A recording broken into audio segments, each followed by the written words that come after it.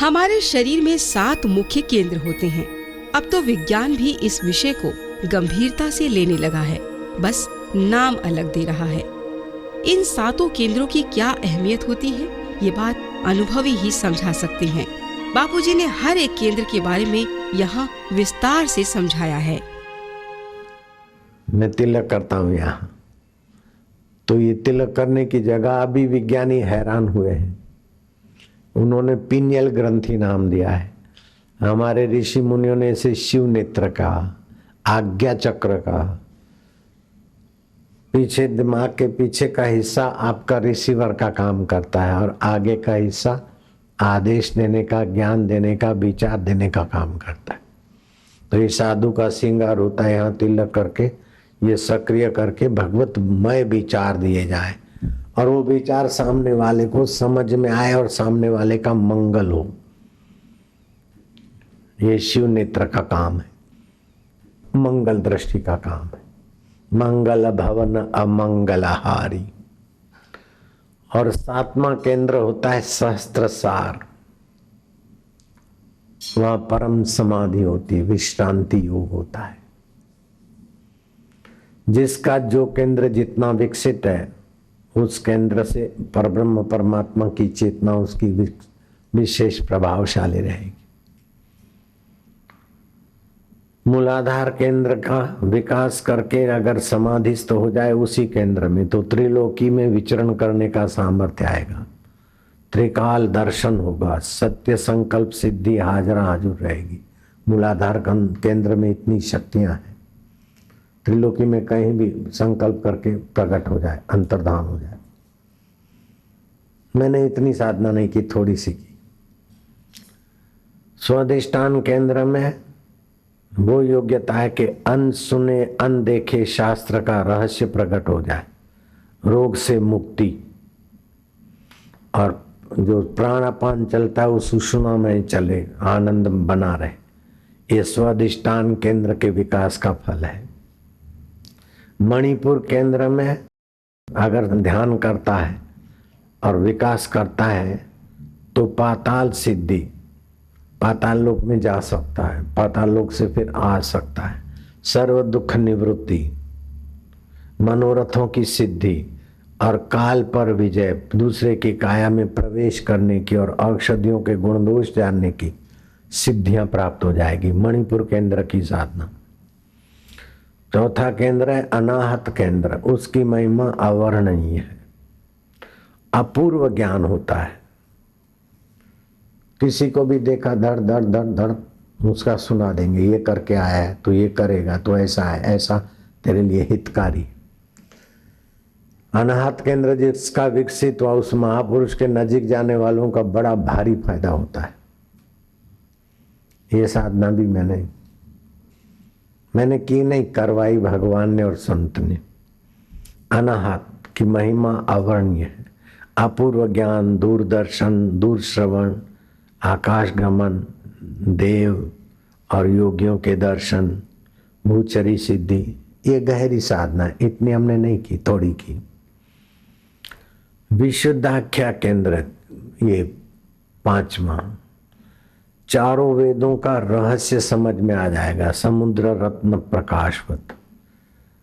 मन और प्राण स्थिर हो जाएंगे। कर्ता के अगर क्रोध करके किसी को कुछ कह दे, त्रिलोकी को कंपायमान कर सके, ऐसी सिद्धि विशुद्धाख्या केंद्र। विश्वामित्र ने ये सिद्धि कर रखी थी।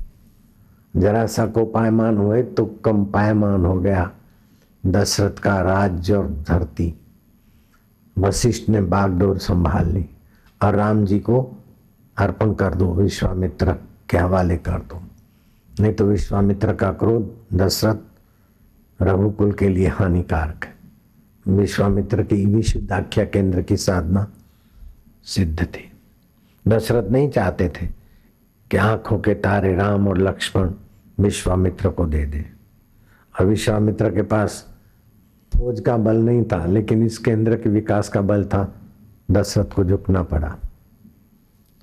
तो जो लोग राजकारण में जाकर ये सुधार वो सुधार करना चाहते हैं अथवा उपवास करना चाहते हैं, धरना देना चाहते हैं, मैं इस बात पर ज्यादा सहमत नहीं हूं। अपने अंतरात्मा के केंद्रों को विकसित करो तो प्रधानमंत्री और राष्ट्रपति और पब्लिक आपके विचारों से सहमत होकर अपने आप सुधार हो, आपके संकल्प मात्र से। ये ईश्वर का ऐश्वर्य जगाओ, अपनी क्रिया करके, धरना करके, झंडे लेकर, ये तो सामान्य जनता का काम है। सामान्य जीवन में जीते, सामान्य केंद्रों में जीते, सामान्य राजनीति वालों का काम है। आध्यात्मिक ऊर्जा वालों का तो संकल्प, आशीष, थोड़ा सा मार्गदर्शन, बस।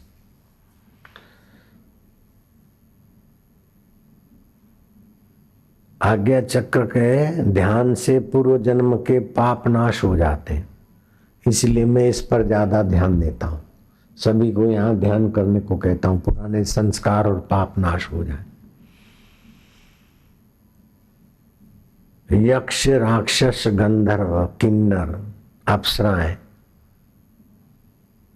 आपके लिए सद्भाव करेंगे, आपका सेवा खोज लेंगे, आपको विघ्न नहीं कर सकते। इस केंद्र का ध्यान अगर आपका सिद्ध हुआ है तो राक्षस लोग उन्हीं को विघ्न डालते हैं जो नीचे के केंद्रों में।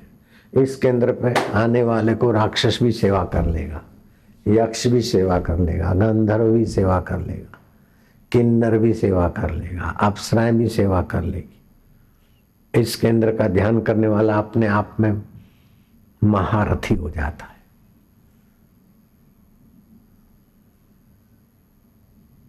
इसलिए हम जिस किसी को भी ध्यान कराते तो गुरु मध्य में ध्यान करो, ओमकार का ध्यान करो, गुरु का ध्यान करो, इष्ट देव का ध्यान करो, यहाँ मंत्र को देखो। मुझे पता है कि कौन से केंद्र से ज्यादा फायदा होगा, वही साधकों को ले जाता हूँ।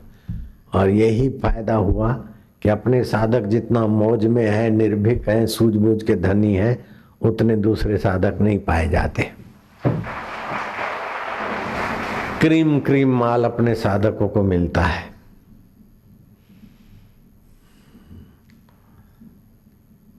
आज्ञा चक्र में पूर्व जन्म के पाप तो नाश हो जाते हैं। यक्ष, राक्षस, गंधर्व, किन्नर, अप्सराएं हित भावना से जुड़ जाएंगे और पांचों चक्रों के ध्यान से, साधना से जो फल होता है, इस ध्यान से वासना मुक्ति और राज योग के फल की प्राप्ति होती है। न भूखा मरो, न अति खाओ, न जंगल में जाओ, न विलास में गिरो। खाएगा, पिएगा, लेगा, देगा, लेकिन इंद्रियां मन के वश, मन बुद्धि के वश, और बुद्धि परब्रह्म परमात्मा के रस से छकी हुई। ऐ है जोगी रे, क्या जादू है तेरे प्यार में, क्या जादू है तेरे जोग में, ऐसा लोग गाकर खुशी मनाएंगे। आपको अहंकार भी नहीं होगा, विषाद भी नहीं होगा। सहस्त्रसार का ध्यान सहस्त्रदल पद्म में आए, सहस्त्रांध्र में के ध्यान कर्ता को परम गति मोक्ष की प्राप्ति होती है। विशुद्धाख्या केंद्र से लेकर अब 7 केंद्र हुए, मूलाधार से सहस्त्रसार। 3 केंद्र नीचे के बंधन के हैं और 3 केंद्र बीच के मुक्त, ऊपर के मुक्त के। बीच वाला है हृदय केंद्र, उन तीनों के प्रभाव में भी आता है और ऊपर के तीनों के प्रभाव में भी आता है। आप जिस पर ध्यान देंगे उधर ज्यादा रहेगा।